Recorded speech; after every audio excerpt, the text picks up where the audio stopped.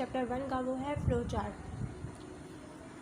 Flow chart जो है वो एल्गोरिथम, लाइक पिछले टॉपिक में जो हमने एल्गोरिथम का टॉपिक कवर किया था, तो आज हम देखेंगे कि एक प्रोग्राम को फ्लो चार्ट के थ्रू हम किस तरह डिज़ाइन कर सकते हैं।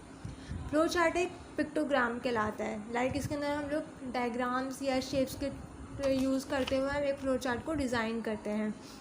लेकिन जो एल्गोरिथम है उसको सूडो कोड कहते हैं। सूडो कोड लाइक जो हाई लेवल लैंग्वेज को यूज़ करके बनाया जाता है, जिसमें हम लोग टेक्स्ट लिखते हैं या राइट करते हैं, इसलिए, और उसमें कोई सिंटैक्स यूज़ नहीं किया जाता। लाइक सिंपल और शॉर्ट कोड जो होते हैं वो सूडो कोड कहलाते हैं। फ्लो चार्ट एक पिक्टोग्राम है, इसके अंदर हम लोग क्या कहलाते हैं, शेप्स यूज़ करते हैं डिफरेंट, और सैम्पल्स वगैरह यूज़ करते हैं। एल्गोरिथम्स लाइक एल्गोरिथम्स को हम डिटेल में पढ़ चुके हैं। हम पिछले टॉपिक में अगर हम देखें तो हम एल्गोरिथम्स को डिटेल में पढ़ चुके हैं। फ्लो चार्ट को देखते हैं कि आज हम फ्लो चार्ट में क्या करेंगे और डिफरेंस क्या है एल्गोरिथम्स एंड फ्लो चार्ट के बिटवीन। जब आप एल्गोरिथम्स लिख देते हैं, फिर उसी एल्गोरिथम्स के स्टेप्स को सर्टेन लाइक कुछ सैम्पल्स की हेल्प से शो करते हैं, वो फ्लो चार्ट कहलाता है।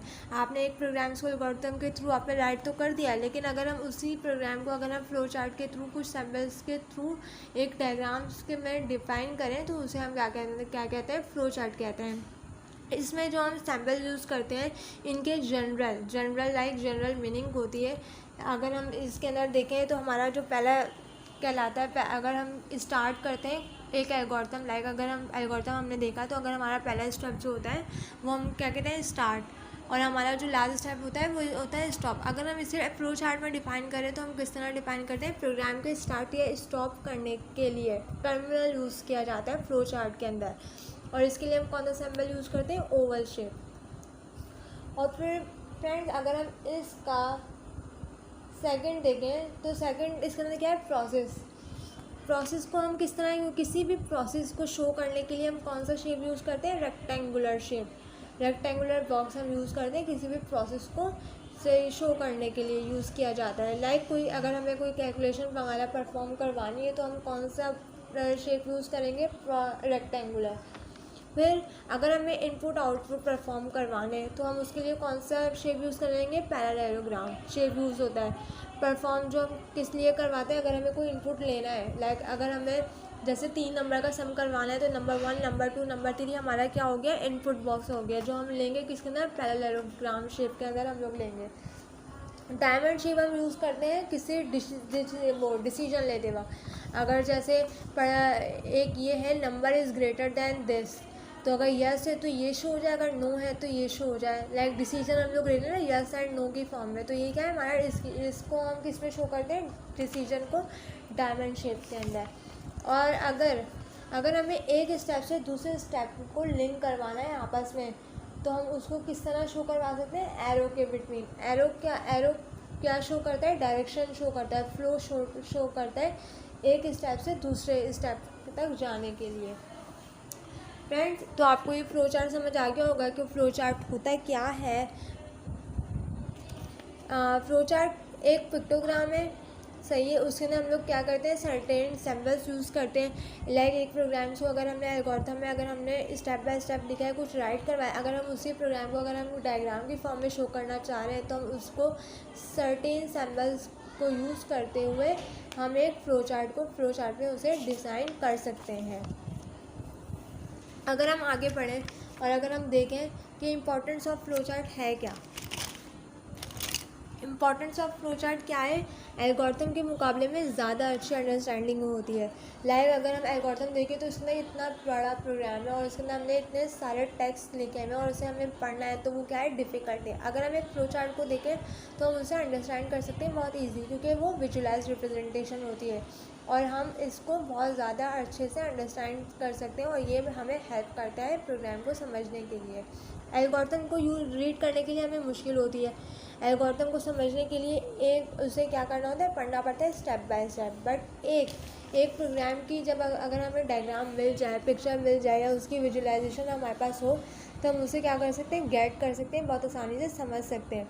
लाइक अगर एक प्रोग्राम है और बहुत बड़ा प्रोग्राम है और उसकी एक अच्छी क्या टेक्निक है, फ्लो चार्ट एक अच्छी टेक्निक है जिसमें हम लोग डिफरेंट शेप की हेल्प से एक्सप्लेन किया जा रहा होता है एज़ कम्पेयर टू एल्गोरिथम्स। अगर चले फ्लो चार्ट की एक एग्जांपल्स देखते हैं कि इसे हम फ्लो चार्ट को किस तरह डिज़ाइन कर सकते हैं। अगर हमें क्या कहते हैं परसेंटेज फाइंड करनी है, कैलकुलेट सम एंड परसेंटेज, सही है, और हमें यहाँ पे लिखा हुआ है कि if percentage is above then 70 तो क्या प्रिंट हो जाए, well done, otherwise work hard. और हमें यहाँ इनपुट लेने 3 नंबर्स। तो हमें क्या चाहिए, स्टार्ट करना है तो इसके लिए हमें ओवल शेप चाहिए। फिर हमारे पास क्या चाहिए, इनपुट हमें लेने तो हमारे चाहिए पैरेललोग्राम शेप। हमने 3 इनपुट ले लें, एक्स वाई जेड हमने ले लिए। फिर हमें क्या करवाना है, इन तीनों का सम करवाना है इनपुट का। जो रिज़ल्ट आएगा हम उसको क्या कहाँ असाइन कर रहे हैं, सम के अंदर। ये हमारा क्या हो रहा है, कैलकुलेशन है, जो एक प्रोसेस हो रहा है, जो हमने क्या लिया है, रेक्टेंगुलर शेप में लिया है। फिर सम के अंदर हमारे पास 3 नंबर का सम आ गया है। फिर हमें परसेंटेज का फॉर्मूला लगा के परसेंटेज कैलकुलेट करेंगे, like some divided by 300, like obtain number divide by total number multiply by 100। अब जो हमारे पास परसेंटेज का जो हमारे पास रिजल्ट आया वहाँ हम अब क्या करेंगे, डिसीजन अप्लाई करेंगे। If percentage is greater than 70 तो हमारे पास क्या प्रिंट हो जाए, यस में जा रहा है या नो में। यस में क्या आएगा, हमने क्या प्रिंट करवाना है, वेल डन। अदरवाइज नो में क्या प्रिंट करवाना है, वर्क हार्ड। फ्रेंड्स इस बुक में तो यहाँ अगर हम देखें तो इस बुक में गलती से मिस्टेक हो गई है। अगर हम नो में जा रहे हैं तो यहाँ वेल डन दोनों में सेम लिख दिया। यहाँ पर वैसे वर्क हार्ड आएगा। अगर परसेंटेज अगर ग्रेटर देन 70 नहीं है तो नो में जाके प्रिंट हमने वर्क हार्ड करवाना है और फिर हमारा ये प्रोग्राम एंड हो जाएगा। अगर फ्लो चार्ट को अगर आप समझ में आ गया है, अगर हम एल्गोरिथम एंड फ्लो चार्ट का डिफरेंस देखें कि दोनों के दरमियान डिफरेंट क्या होता है, तो एल्गोरिथम्स क्या है, टेक्स्ट बेस है, सही है। स्टेप बाय स्टेप हमने क्या करना होता है, इसे लिखना पड़ता है। और जबकि फ्लो चार्ट को हम किस तरह यूज़ करते हैं, किस तरह हम डिज़ाइन करते हैं, सैम्बल्स एंड शेप्स को यूज़ करते हुए। और फ्लो चार्ट क्या होता है, पिक्टोग्राम है। एल्गोरिथम से अगर एक प्रोग्राम में कोई गलती हो जा रहा है, अगर हम प्रोग्राम लिखते हुए अगर हम गलती कर भी देते हैं तो एल्गोरिथम्स क्या करता है, वो ईज़िली डिबग कर सकता है। और फ्लो चार्ट में हम अगर एक मिस्टेक भी हो जाए तो बहुत मुश्किल होता है उसे ईज़ी टू डिबग करना। हम फ्लो चार्ट के अंदर इतनी ईजी डिबग नहीं कर सकते। एल्गोरिथम क्या है, डिफ़िकल्ट होता है लिखने के लिए और समझने के लिए, और जबकि फ्लो चार्ट हम ईज़िली बना भी सकते हैं, उसे समझ भी सकते हैं। एल्गोरिथम्स के अंदर हम लोग कोई रूल्स फॉलो नहीं करते हैं, और जबकि फ्लो चार्ट के अंदर हम लोग को रूल्स फॉलो करने पड़ते हैं। अगर हमें कोई प्रोसेस परफॉर्म करवाना है तो कौन से सिंबल में जाएगा, डिसीजन लेने के लिए ये वाला शेप यूज़ होगा। और फिर एल्गोरिथम हमारे पास सूडो कोड कहलाता है, और फ्लो चार्ट क्या कहलाता है, एक रिप्रेजेंटेशन होती है, graphical representation, visual representation program की। फ्रेंड्स आज के टॉपिक में हमने क्या क्या चीज़ें कवर की हैं, फ्लो चार्ट किस तरह फ्लो चार्ट होता है, क्या है, उसके अंदर कौन से सैम्पल्स को यूज़ करते हैं, इंपॉर्टेंस क्या है फ्लो चार्ट की, एक हमने एग्जांपल्स देखी, और डिफरेंस देखा एल्गोरिथम्स एंड फ्लो चार्ट के बिटवीन। फ्रेंड नेक्स्ट वीडियो में हम जो इस चैप्टर का लास्ट टॉपिक जो कवर करने वाले हैं वो है डिफाइन स्ट्रक्चर। डिफाइन स्ट्रक्चर क्या होता है, linear and non linear structure क्या होगा, एरे और इनकी टाइप्स हम देखेंगे। ओके फ्रेंड्स आज के लिए इतना ही, नेक्स्ट वीडियो में मिलते हैं, अल्लाह हाफ़िज़।